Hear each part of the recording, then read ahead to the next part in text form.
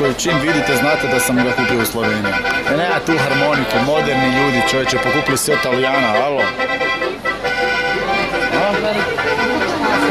Ali ne, možda jesam konj, ali ne dam harmonici blizu.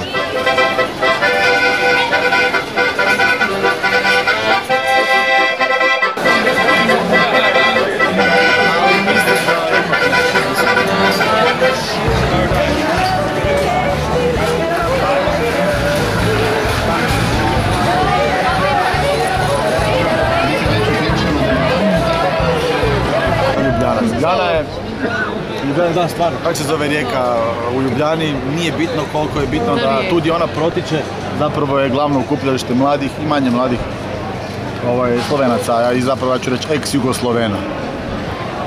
Atmosfera je divna, no prokleti Amer je pokvario sve pa i tu atmosferu. U zadnjoj minuti 1:0 za Amere znači ne odlazak. Mali zastoj lagano. Kako se na slovenskom kaže zastoj? Zahod. Ne, to nije, to je zapad. Zapad. Lagani zahod za Sloveniju. Što je zapravo tužno jer sam shvatio da su oni jako pozitivni. I na pitanje jesu li sretni što Hrvatske nema na svjetskom prvenstvu, svaki Slovenac je rekao da ne, zapravo da im je žao. I iznimno to cijenim i zato ovaj dan neću slaviti kao njihov poraz, nego kao svoju osobnu pobjedu nad vlastitim balkanskim egom.